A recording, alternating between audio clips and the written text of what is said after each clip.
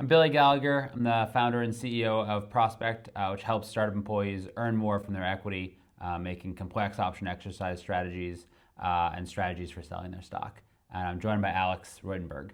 I'm Alex Roytenberg, founder of Integrated CPA. We're a technology CPA firm that works with a lot of venture-backed startups as well as their employees, helping with equity planning, tax planning, tax strategy, as well as tax compliance. Awesome. And as we get toward the end of the year, something we're thinking about is like if you're prepping a checklist for your employees or your users, what are some tax things people should have on their mind as we get toward the end of the year? So tax year 25 is a particular interesting year. Back on July 4th, we had the new tax code signed into law by President Trump, taking politics out of it completely, just looking at what's changing. So 2025 had a lot of changes with respect to state and local tax deductions going from $10,000 to $40,000 potentially. Itemized deductions for 26 are going to be different than what they are in 25. So those are just two items. The other big item that a lot of individuals with equity compensation, especially those with ISOs, that want to do some planning around is the available AMT, tax-free AMT portion that they can exercise. Yep.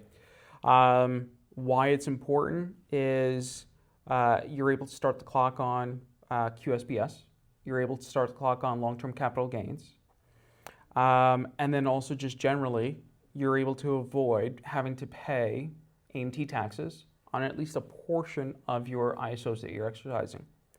And mentioned QSBS, Yep. which is also a big thing that changed back in July of 25, and that is the fact that you now not only have the opportunity to be 100% tax-free on exit on the first $10 million,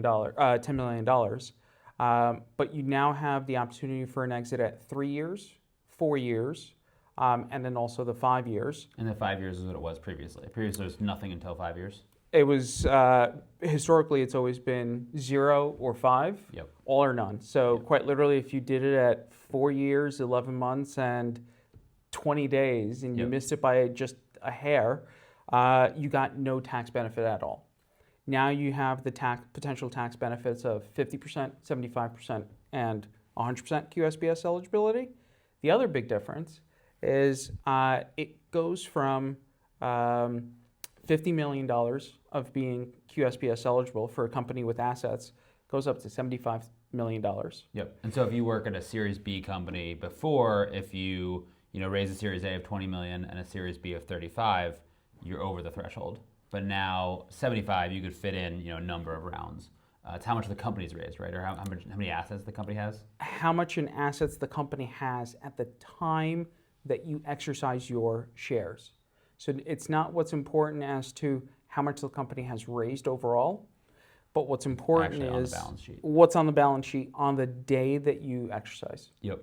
So the company can raise, let's say, 3 times at $40 million a piece. Just got to keep the burn rate high. Exactly. They have a high burn rate and they never go over $75 million on the balance sheet, then you're totally fine. Gotcha. And then the other big piece of that, which I think you mentioned, is the amount you can actually claim is higher now, right? Correct. The QSBS exclusion has gone from $10 million to $15 million, and starting from 26 going forward, it's going to be indexed and increase a little bit every single year. But if we look at it today, it's $15 million excluded, 50% after 3 years. So that means anything that you exercise after July 4th, in 3 years, so that will be 2028. So if you sell it July 5th of 2028, and you sell it for, let's say, $20 million, that means the first $15 million, half of that will be tax-free. Yep. Or tax at a 50% rate, an effective rate of 14%, and then you go from there. So there's a lot of moving parts, a lot of changes with 25, partially because of the 4th of July law that was signed into the rule that was signed into law.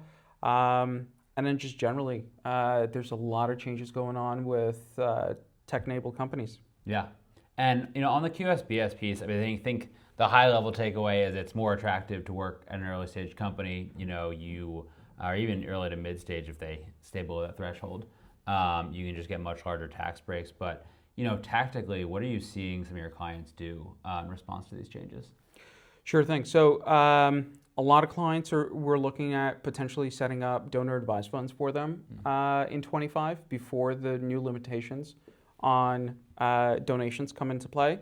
We're also looking at early exercising options that potentially haven't even vested in 25.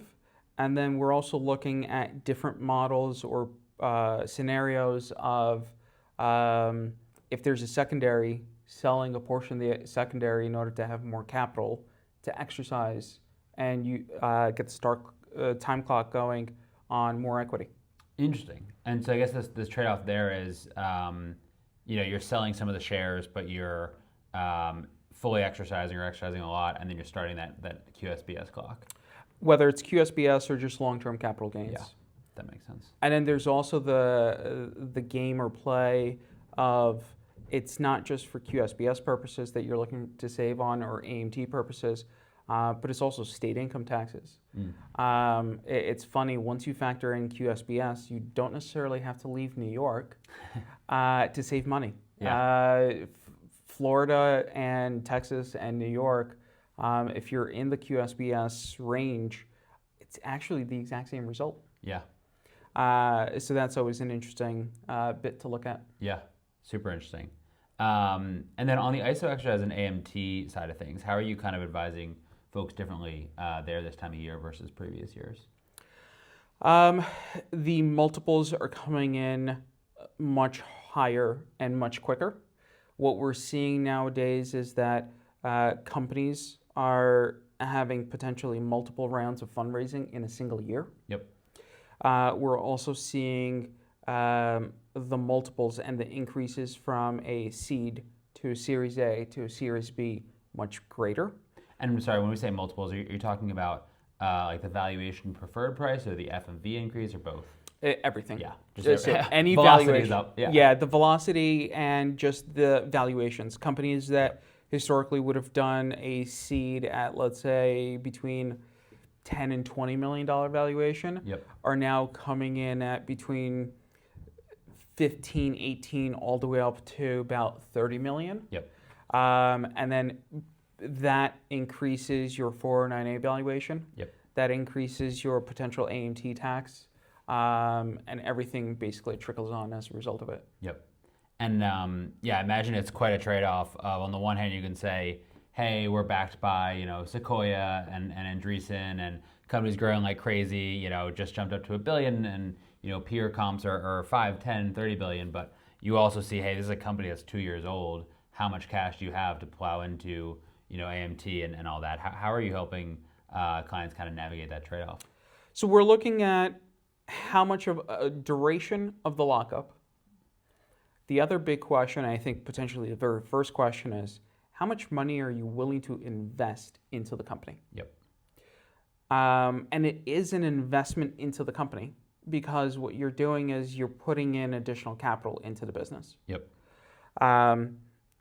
So the very first question that we always discuss with clients is, yes, tax savings is something we're looking to do, but it's also a question of how much risk, how much money are you willing to put in?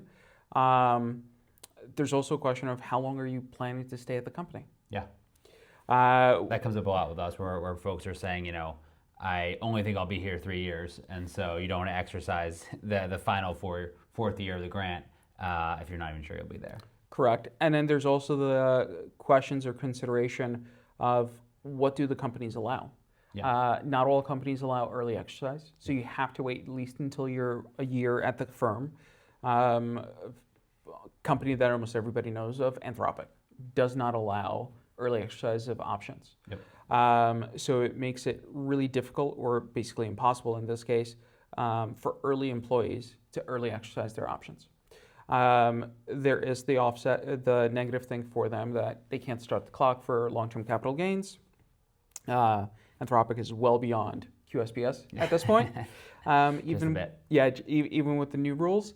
So what you're looking to do there is optimize for reduction of AMT, optimize for long-term capital gains, and then also optimize for the sale. Yep. So there's a number of things that are going on there that we're looking at. And when we're discussing, hey, congratulations, you started a new company, how much of it do you want to exercise? The first question is, how much money are you willing to put into the company? Yep. And if it's your first venture into startups and you haven't had an exit yet, you very well might not have the $50,000, $100,000 worth of equity that you need to exercise in order to get your entire pool. The other massive thing that a lot of people aren't aware of is that you don't. It's not an all or none calculus. The answer is anywhere from 0 to 100. Yep. So if you have enough money, let's say you have $10,000 that you're willing to invest into the company, you're able to exercise $10,000 worth of options, and then you go from there. If 6 months later you get a bonus, you get some sort of cash windfall, and you're willing to invest more into it, you can do that potentially at a later point in time. But the biggest thing to remember is that you don't have to do all or none. Yep. And do confirm with your company whether or not early exercise is possible to do. That makes sense. And for those folks that are earlier in their career, like let's say you've got $1,000 to $10,000 that you're willing to invest in the company, are there strategies you've seen really work well with people? Like, do you just say, hey, if the number is 10,000, let's write a check and exercise as much as we can today before the F&V rises? Or do you like to talk through, hey, try to exercise up to your AMT limit every year, kind of get those tax-free options that people really like? Other strategies, what do you see working for those early career folks? So for the early career folks, there's a couple of things. One is, if they're being granted the shares today, there's most likely low risk that the company is going to be fundraising next week. Get in there, figure out the lay of the land. Yeah. Is this the team that you want to invest into? If that's the team you want to invest into and you're happy with it, after the rosy glasses are taken off and the Kool-Aid has chilled a little bit, if this is the team you want to invest into, then we'll calculate the limit of AMT tax-free.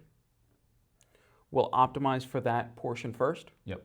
And then we go from there because let's say it's November or December and you started a new job. Yep. You exercise in December and then you exercise in January. That gets you 2 batches of AMT tax-free shares. Yep. Potentially no increase in 409A valuation. Yep. So no increase in AMT taxes. Yep. And we talked a little earlier about how just velocity is increasing so much. How do you advise people at some of these hot companies for strategies like that, where it's like, well, hopefully, I mean, now it's November 15th, hopefully we're close enough to the end of the year that that's true. But in some of these cases, you may be thinking about that strategy, and then, December 3rd, they get a term sheet, at a 2x markup or more. How is that kind of changing some of your calculus? It is a risk. That is a risk. Today, Ramp just announced their latest fundraising. I think that brings them up to 3 fundraises in less than 12 months. Yep. A perfect example of a company that's been able to increase their valuation. 409A valuations have increased. We've been working with a number of clients from there, including a couple of individuals that were looking to exercise, and they got hit with a blackout window during which they weren't able to exercise. And that's in part because Ramp was going through their fundraising. So there is a risk, just as there's a risk that the company might not do well. Yep. There's a risk that the company does too well. The Goldilocks success. Correct. And there's a preemptive term sheet that lands on the desk. So a lot of it has to do with what's your risk appetite. And are you willing to potentially, instead of being able to exercise, let's say, 10,000, if you split it between 2 tax years, you're only able to exercise 7,000 because 3,000 of it needs to go to pay AMT taxes. Yep. and then you just basically go from there. Yeah, makes a ton of sense. There's a lot of pros and cons. Yeah, a lot to balance. And then just thinking about the end of the year, for a regular year, besides all the tax changes this year, just a typical year, we're coming up on the end of the year. What do you usually recommend clients kind of think through in terms of a quick checklist? So at the end of the year, there is the end of the current year that we're looking at. So end of 25. But there's also, for a lot of companies, it's open enrollment for 26. Yeah. So we start by looking at what medical plans they're taking on. Are they doing a health savings account for next year?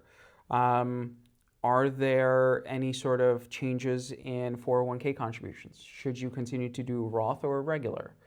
Let's say, if it's a couple, one spouse works, the other one doesn't. Do you do a spousal IRA contribution?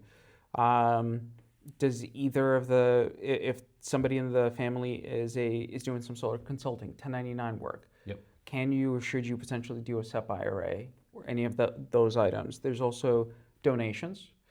And then there's also questions around trusts. Do you need one? It's not just for the ultra wealthy, it's also for the everyday taxpayer, for things along the lines of probate avoidance, or other situations with family dynamics and family assets. Those are just some of the items that we look at. And then there's also questions of if somebody's doing consulting, do they need an LLC? Do they need an S Corp? Do they need some other structure? Other conversations we're having is people are planning or thinking about changing jobs. When do they make that move? Do you make that move in December? Do you make that move in October, November? And the difference behind this comes back to equity compensation as well. If you leave a company September 1st, you only have 90 days to exercise options that are ISOs before they convert to NSOs. You're forced to exercise all of it in one tax year. Yeah.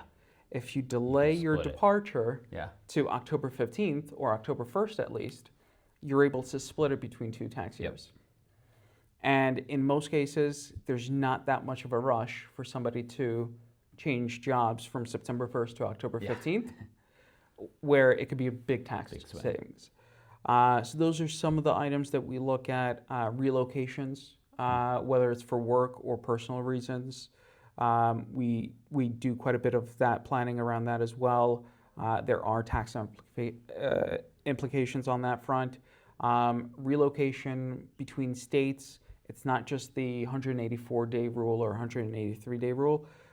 You're also looking at trailing effects. Sometimes it's cleaner to depart December 15th instead of January 1st because it's a question of, do you need to file an extra tax return the following year and so on. And then we also support and go through with clients if they're moving, if they're changing anything, making sure that they do it at the administrative level.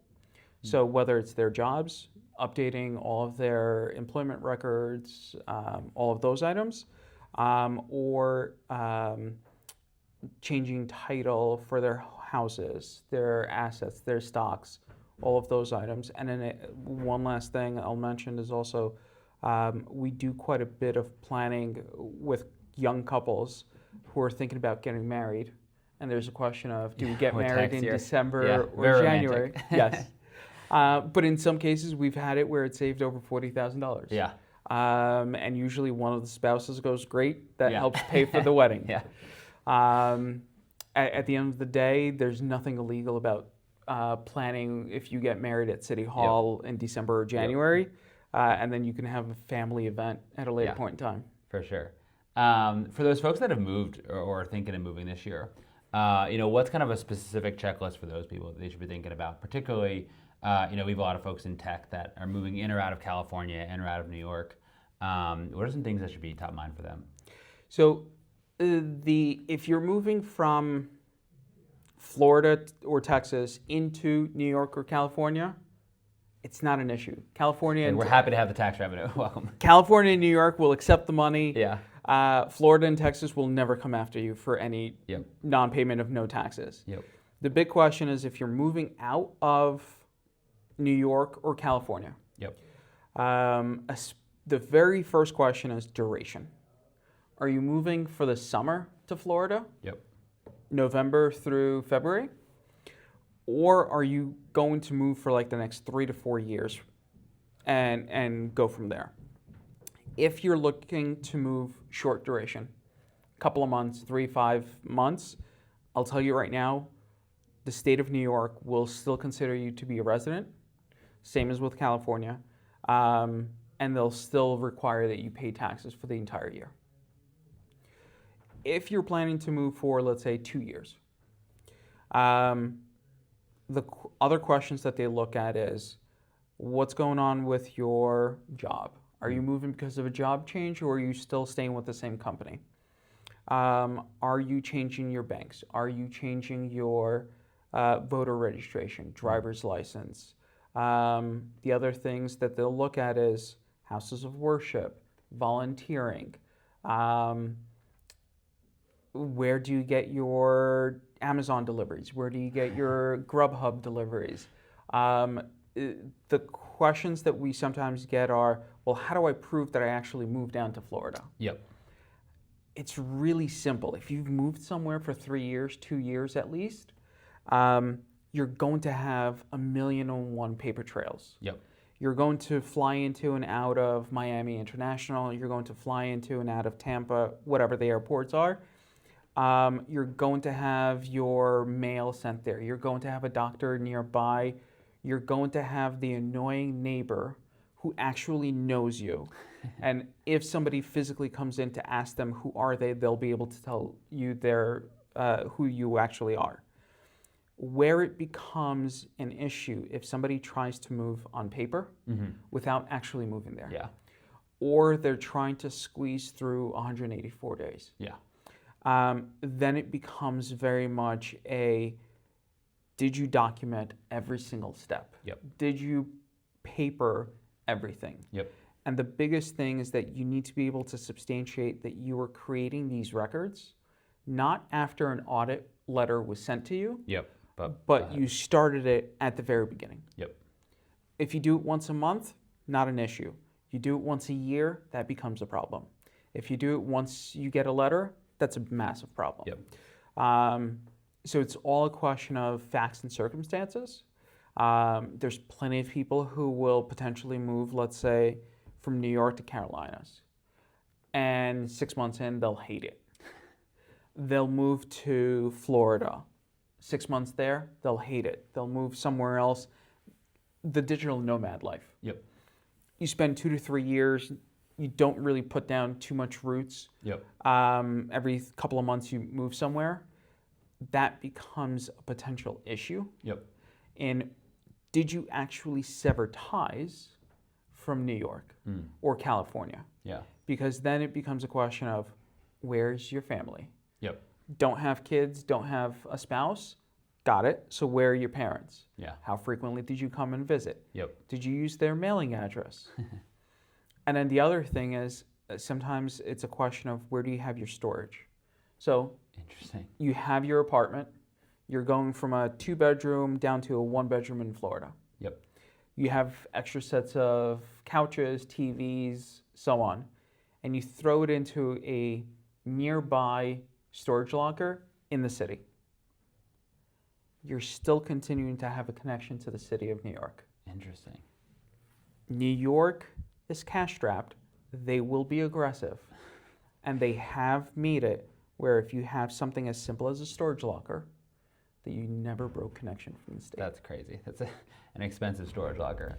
It becomes a very expensive storage locker at the end of the day. And what about, so let's say for folks that are legitimately moving, you're shipping off from California to Texas or New York to Florida, how soon after, and you're making these paper trails, all the Grubhubs going to the same place, how soon after that would you be comfortable saying, yeah, do the big ISO exercise, that's a large tax burden, sell that big chunk of stock in Figma? How long do you think people should wait in the new state before selling or exercising?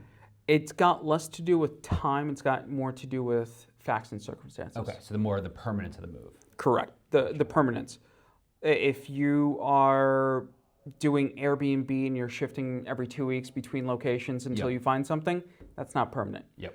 You signed a 1-year lease or a 2-year lease, that feels a little bit more permanent. You Yep. bought something, very permanent. Yep. It's all a question of facts and circumstances. I've had clients who literally, I gave them a punch list of things to do. 3 days later, they're like, Alex, we've done everything. And I'm like, great.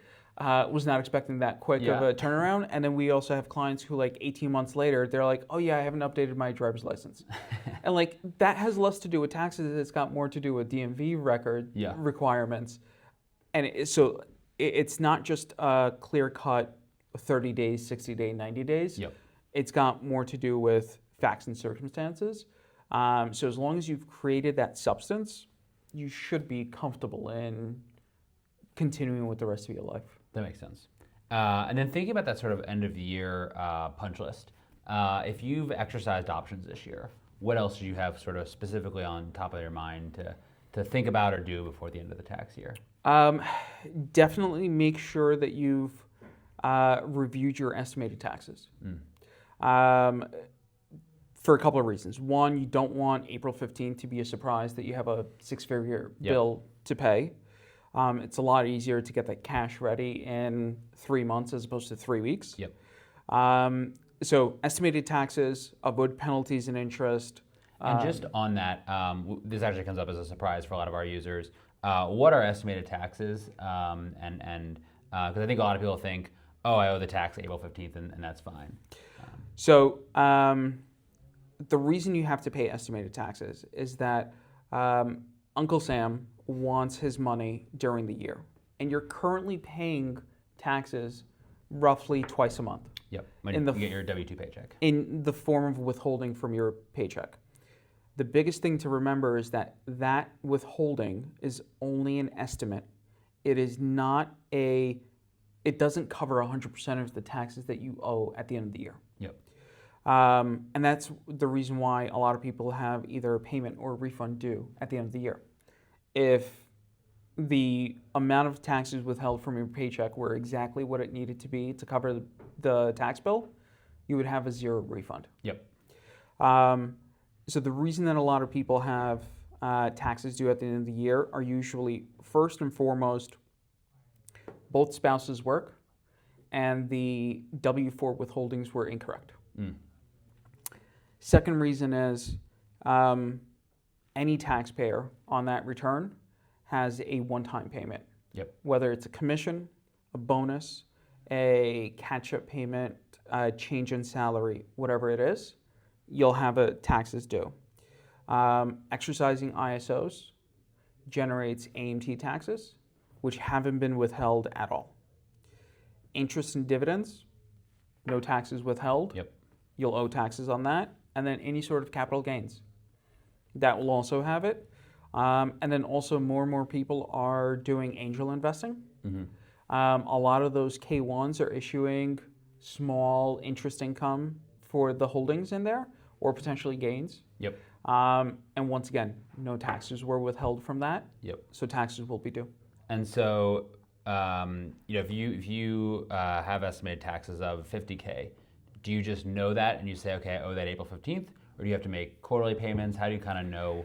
And what are quarterly payments for folks that don't know? Sure thing. So you're technically supposed to pay in 25% of your overall tax bill over the course of the year, and it's due April 15th, June 15th, September 15th, and January 15th of the next year.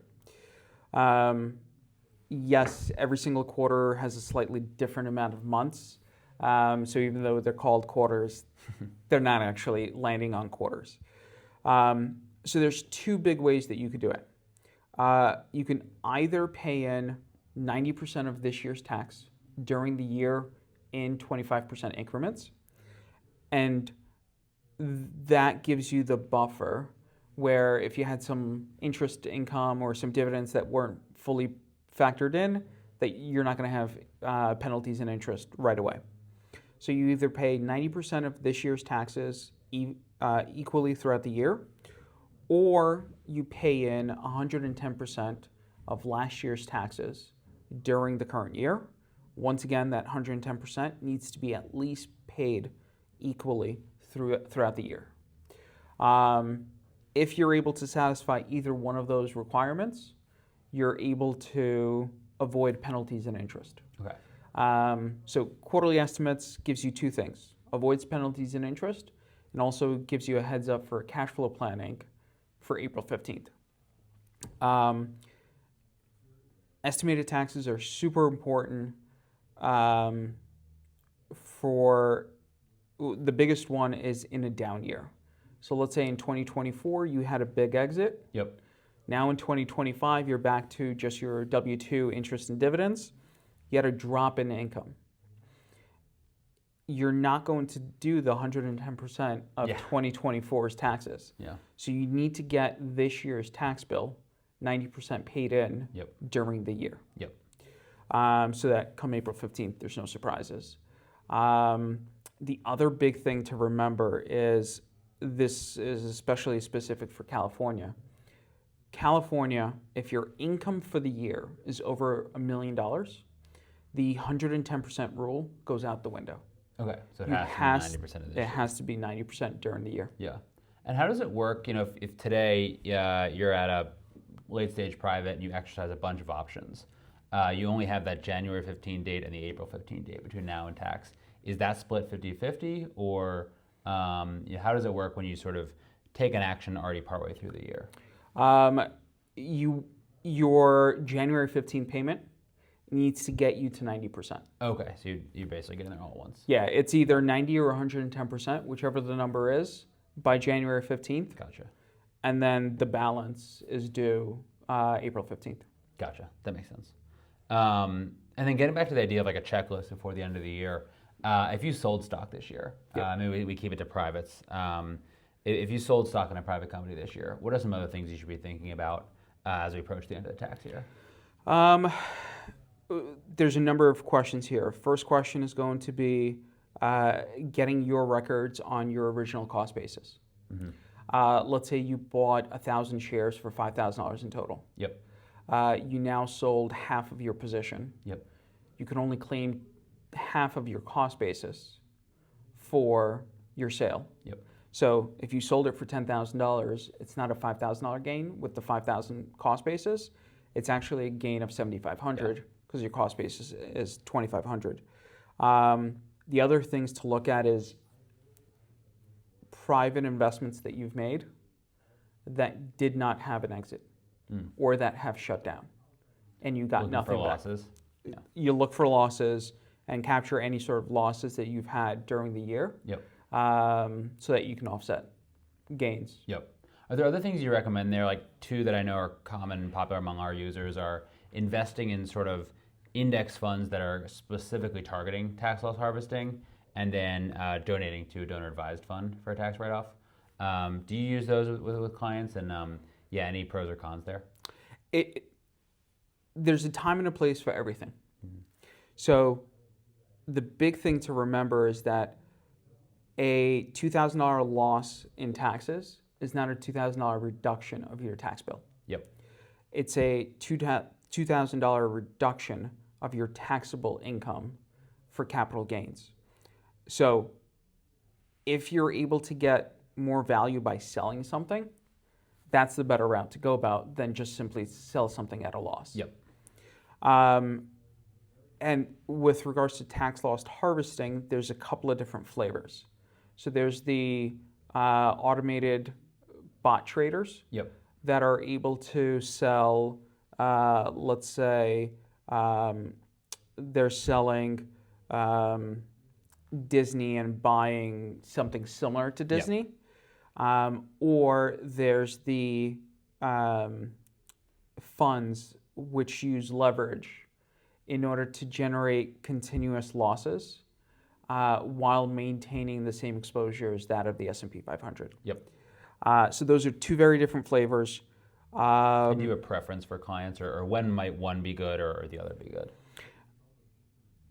With both of these, it depends on what the client is looking for from a financial perspective. Yep. Also, we're CPAs, not financial advisors.